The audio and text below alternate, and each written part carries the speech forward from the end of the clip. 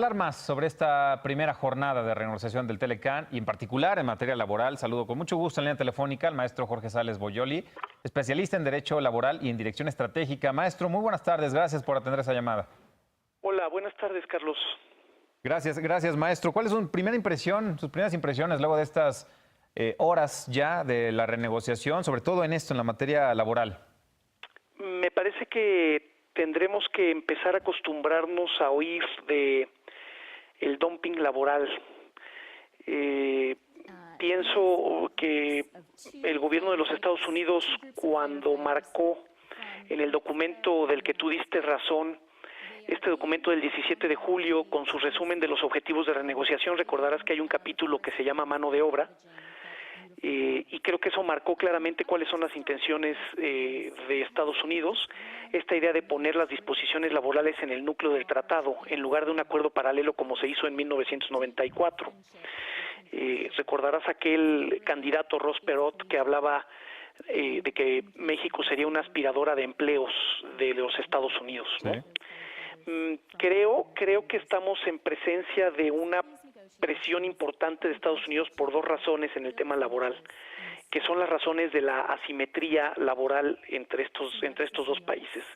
La primera, nos da la impresión, contestando tu pregunta, que hay un cierto empuje de la mano de obra no cualificada de los Estados Unidos, que es muy probablemente con la que hay un compromiso electoral del gobierno de nuestros vecinos, y luego los sindicatos en Estados Unidos y el rol de los sindicatos. Ahora resulta que Estados Unidos tiene sindicatos con una presencia mucho más activa y más democrática, que está presionando para que México no construya sus atractivos de inversión con un sindicalismo controlado. Y luego la mano de obra no cualificada en Estados Unidos, que se quedó sin empleo desde hace tiempo. Y si a esto le añadimos que en Estados Unidos hay seguro de desempleo que se termina convirtiendo en un incentivo perverso para que la gente no trabaje, sí, y en México no tenemos seguro de desempleo, recordarás que quedó en la congeladora esta iniciativa hace algunos meses. Creo que hay muchas asimetrías y que México tiene que empezar a cambiar tanto en el nivel de gobierno como en el nivel empresarial.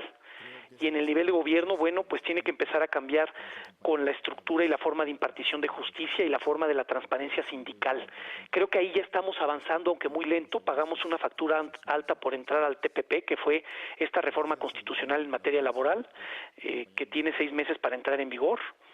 Y a nivel empresarial creo, y es lo que nuestra firma está aconsejando, que los empresarios deben empezar a cambiar la forma en que gestionan las relaciones laborales y las relaciones sindicales, para olvidar cada vez más los contratos blancos, los sindicatos de protección, sí, y empezar a tener una interacción mucho más de vida activa, moderada, con los sindicatos. Esto es lo que vemos después de estas primeras jornadas. Creo que el tema laboral es importante, pero todavía no se ha entrado a fondo en él y habrá que esperar a ver cómo evolucionan estas negociaciones. Claro, maestro, ¿hay algún beneficio en este reconocimiento que hizo Lighthizer en relación a que, pues de alguna forma, el Telecán ha tenido beneficios en materia agrícola fronteriza con base en lo que nos dice usted de materia laboral, el trabajo en el campo y la facilidad para pasar la frontera y laborar en la Unión Americana?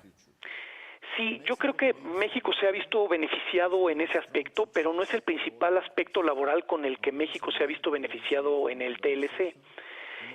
Posiblemente el aspecto con el que México se ha visto más beneficiado en materia laboral en el TLC es dolorosamente el tema del salario mínimo, ¿no?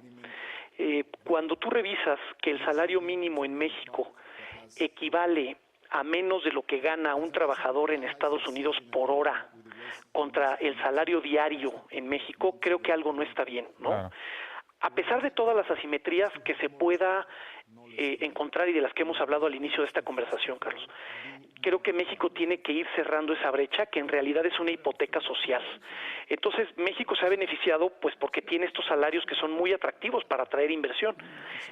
Nosotros tenemos la experiencia que se atrae inversión con el gancho de los salarios bajos y con el gancho, entre comillas, de la paz sindical, que es más bien un control político de los sindicatos. Ese es el principal beneficio laboral que ha tenido México. Sí es cierto que hay acuerdos en donde donde hay una fuerza de trabajo que va en temporadas específicas a los campos agrícolas estadounidenses. Sí.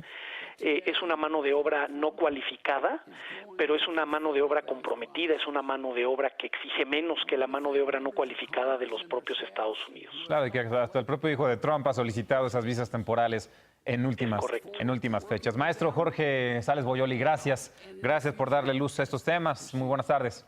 Gracias y estaremos atentos. Gracias, maestro. Muy buenas tardes.